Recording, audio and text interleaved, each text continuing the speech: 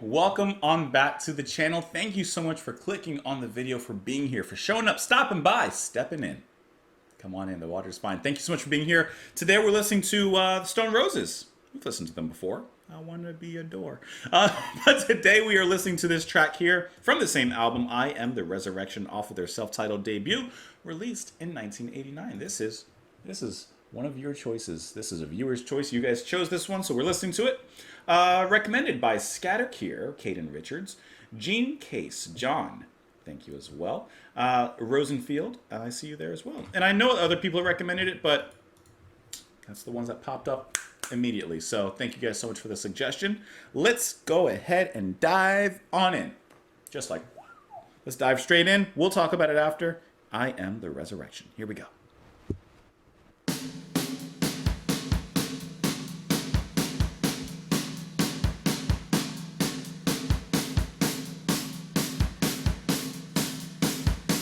A good drum intro.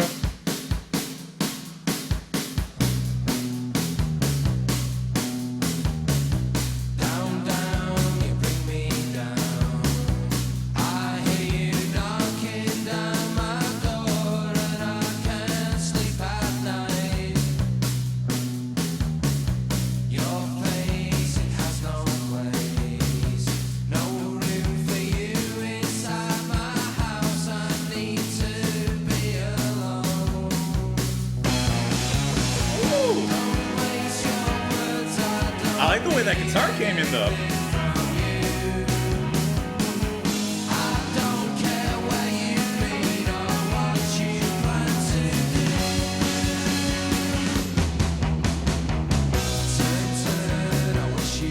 That's good.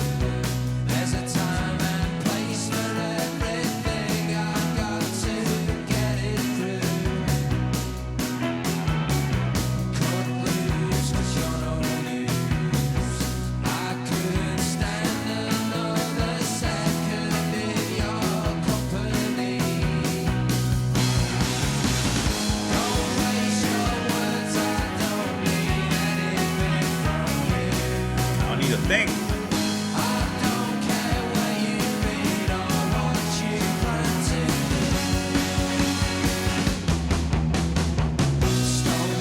Great build too, nice power.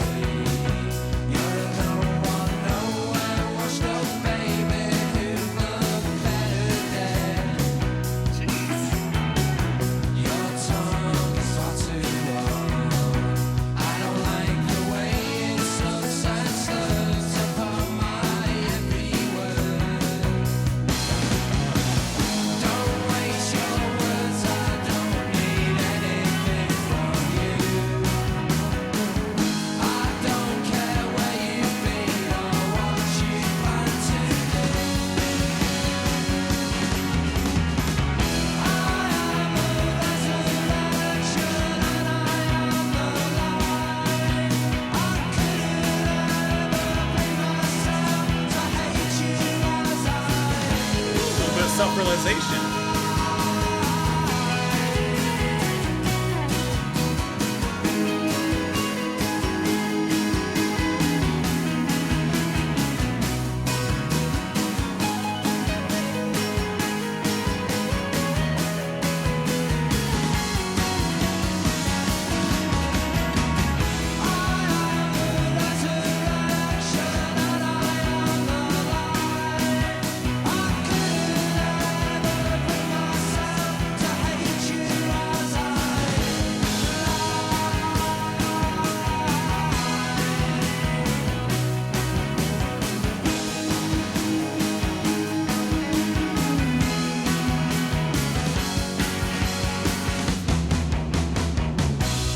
That would be so fun to jam with.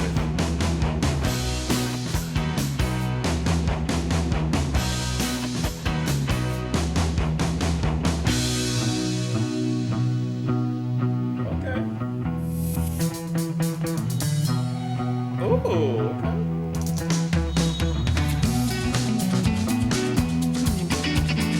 How smooth was that transition?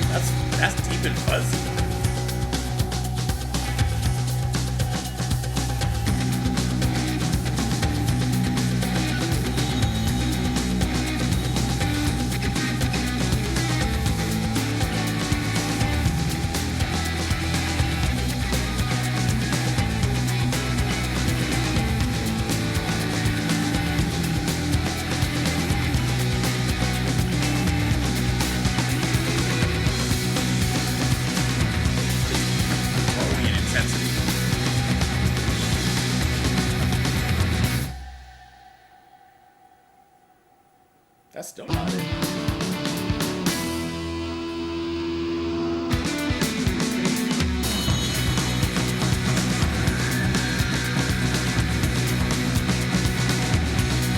They're not done yet.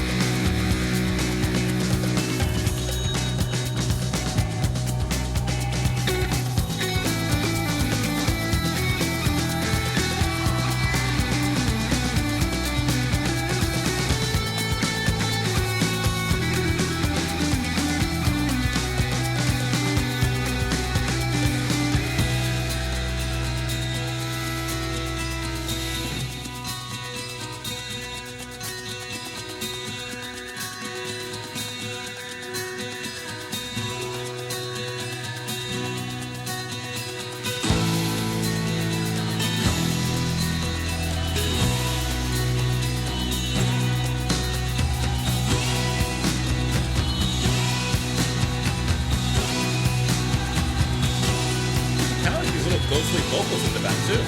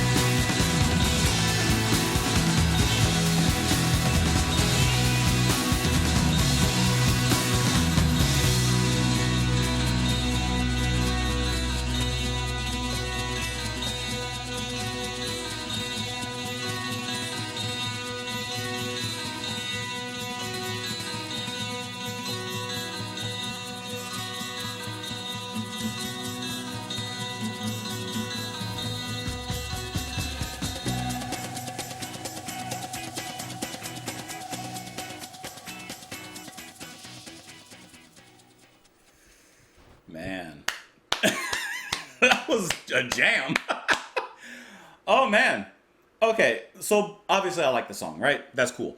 One of the coolest things, if I'm getting this kind of correct, is the song title is "I Am the Resurrection," and throughout this whole track, they kept on stopping and resurrecting. They kept on stopping, killing the beat, killing the song, and then they brought it back like several times throughout the track. I don't know if that's on purpose. I wouldn't doubt it if it was, but I just think that's cool, and it's like the first thing I thought of kind of listening to this track.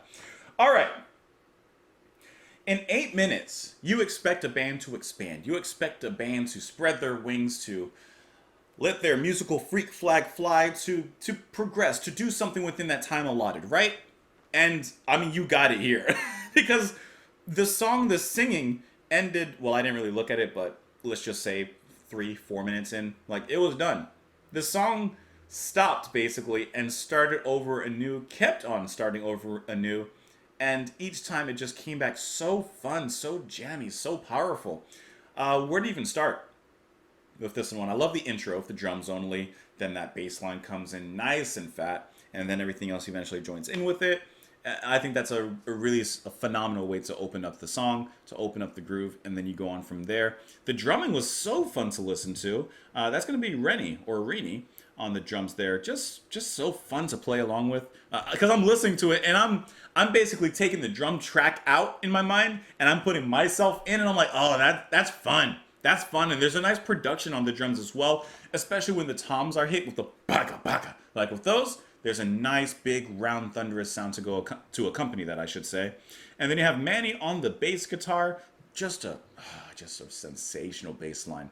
And once again, that bass line changes throughout. I love a little bit of elevations, a little bit of sparks that happen about halfway through. The guitar had a sensational tone. John Squire on guitar, and that solo, nice. This is a fun track to listen to, and the fun doesn't stop at any point during the not 3 minute, during the 8 minute runtime. It just keeps on progressing, keeps on going, keeps on jamming along. It sounds like this one would be a closer for a live show. There's a certain emotion sometimes when you listen to a studio cut and you're like, I think the band really captured a live feeling with this one, and I can really see this one being played at the end of one of their shows. Let's get into these lyrics here, which are kind of interesting. I don't know who he's talking about, but he has some words for him. Down, down, you bring me down. I hear you knocking down my door, and I can't sleep at night. Your face, it has no place, no room for you inside my house. I need to be alone. Just stay out of here. Don't waste your words. I don't need anything from you. I don't care where you've been or what you plan to do. Turn, turn. I wish you'd learn. There's a time and a place for everything. I've got to get it through. Cut loose, because you're no use. I couldn't stand another second of your company. So whoever this person is, he obviously does not want to be near them whatsoever. Stone me. Why can't you see? You're no one nowhere, washed up baby who'd look better dead. Your tongue is far too long. I don't like the way it sucks and slurps upon my every word. Who is he talking about? We're going to investigate, but, he's got some words for them. But then it's interesting the change you get in the lyrics after that, where he says, I am the resurrection, I am the life. I couldn't ever bring myself to hate you as I'd like. So with all these words that he's been saying in the verse and the chorus that we've just gone through, for all the mud he's slinging, at the end he kind of resolves and he says, I can't resolve myself to hate you. Now, I am the resurrection and I am the life. I believe that's something that Jesus said, right? So is he speaking either from the point of view as Jesus, like, Jesus was killed, and he should have, retaliated, or at least you couldn't fault him, I guess, for having negative feelings towards those who killed him. But if he's speaking kind of from that perspective, he's saying, I can't fault you. I'm not going to fault you. I'm giving my life for you, blah, blah, blah, blah, blah. Or could he be comparing himself to Jesus? And it's not necessarily literal. It's more just like he's trying to perhaps be the better person. He's trying to, for lack of a better word, be the bigger person in this case. Even though perhaps this other person who's knocking on his door, bothering him, whatever, has maybe offended him or slighted him in some regard. And he's just trying to overcome that, be the better person. That's at least what I'm getting out of it. But let's look at the track here. It says the single of this particular track reached number 33 on the UK single chart in 1992. Now, I'm looking just to see, and I don't see like a single version. So did they play the whole 8 minutes? That actually kind of interesting, kind of cool. It says here that regarding the song's origin, drummer Rainey revealed the track originated when bassist Manny played the riff off the Beatles' Taxman backwards. I didn't catch that. Rainey said Manny would play the riff backwards during sound checks, and we played along for the over the top for a laugh. Finally, we said, let's do this joke song properly and see what happens. I always say it. Inspiration can come out of the oddest of places, and for them to, hey, let's take this bass riff, put it backwards. Oh, that's kind of funny. Let's play on top of it a little bit. Hey, if we're gonna joke around with this, let's actually do something with it. I think that's hilarious, and you got a great song out of it too. So, it worked out. Not every experiment works out, but sometimes you strike gold.